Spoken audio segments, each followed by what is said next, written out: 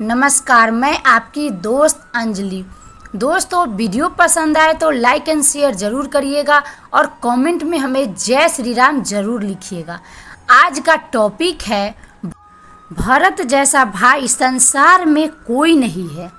चलिए मैं वीडियो को शुरू करती हूँ। श्री रामचंद्र जी और सीता जी हृदय की जानने वाले हैं और आप स्वर्ग तथा सुजान हैं। यदि आप यह सत्य कह रहे हैं तो हे नाथ, अपने वचनों को प्रमाण कीजिए। भरत जी के वचन सुनकर और उनका प्रेम देखकर सारी सभा सहित मुनि वशिष्ठ जी विदेह हो गए। भरत जी की महान महिमा समुद्र है, मुनि की बुद्धि उसके तट पर अबला स्त्री के समान खड़ी है।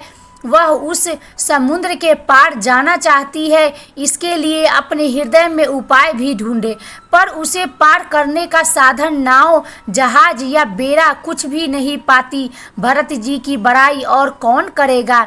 तलैया की सीपी में भी कहीं समुद्र समा सकता है। मुनि वशिष्ठ जी के अंतरात्मा को भरत जी बहुत अच्छे लगे और वे समाज सहित श्री राम जी के पास आए। प्रभु श्री रामचंद्र जी ने प्रणाम कर उत्तम आसन दिया। सब लोग मुनि की आज्ञा सुनकर बैठ गए। श्रेष्ठ मुनि देश काल और अवसर के अनुसार विचार करके वचन बोले। हे सवग्र, हे सुजान, हे धर्म नीति गुण और ज्ञान के भंडार राम, सुनिए। आप सबके हृदय के भीतर बसते हैं और सबके भले बुरे भाव को जानते हैं। जिसमें पूर्ववासियों का, माताओं का और भरत का हित हो, वही उपाय बतलाइए।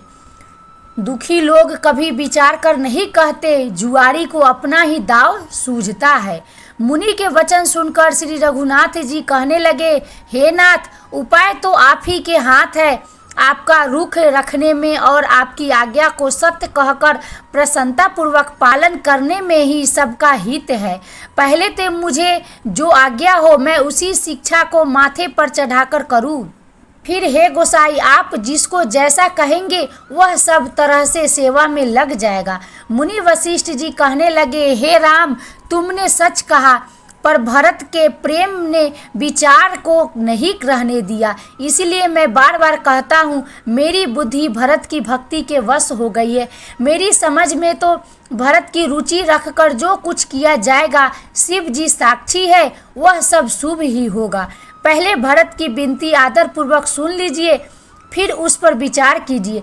तब साधु मत, लोक मत, राजनीति और वेदों का निचोड़ निकालकर वैसा ही उसी के अनुसार कीजिए। भरत जी पर गुरु जी का स्नेह देखकर श्री रामचंद्र जी के हृदय में विशेष आनंद हुआ। भरत जी को धर्म धुरंधर और तन मन वचन से अपना सेवक जानकर श्री रामचंद्र जी गुरु की आज्ञा के अनुकूल मनोहर, कोमल और कल्याण के मूल वचन बोले। हे नाथ, आपकी सौगंध, मैं पिताजी के चरणों की दुहाई है। मैं सत्य कहता हूँ कि विश्व भर में भरत के समान भाई कोई हुआ ही नहीं। जो लोग गुरु के चरण कमलों के अनुरागी है, वे लोक में भी और वेद में परमार्थिक दृष्टि से भी बड़भागी होते हैं। फिर जिस पर आप गुरु का ऐसा स्नेह है, उस भरत के भाग्य को कौन कह सकता है। छोटा भाई जानकर भरत के मुंह पर उसकी बड़ाई करने में मेरी बुद्धि सकुचाती है। फिर भी मैं तो यही कहूँगा कि भरत जो कुछ कहे वही करने में भलाई है। ऐसा कहकर श्री रामचंद्र जी चुप रहे। तब मुनि भरत जी से बोले, हे तात, सब संकोच त्याग कर कृपा के समुद्र अपने प्यारे भाई से अपने हृदय की बात कहो। मुनि के वचन सुनकर और श्री रामचंद्र जी का रुख पाकर गुरु तथा स्वामी को भर पेट अपने अनुकूल जानकर सारा बोझ अपने ही ऊपर समझकर भरत जी कुछ कह नहीं सकते। वे विचार करने लगे। शरीर से पुलकित होकर वे सभा में खड़े हो गए। कमल के समान नेत्रों में प्रेमाश्रियों की बाढ़ आ गई। वे बोले, मेरा कहना तो मुनिनाथ ने ही निभा दिया। इससे अधिक मैं क्या कहूँ, अपने स्वामी का स्वभाव मैं जानता हूँ। वे अपराधी पर भी कभी क्रोध नहीं करते, मुझ पर तो उनकी विशेष कृपा और स्नेह है।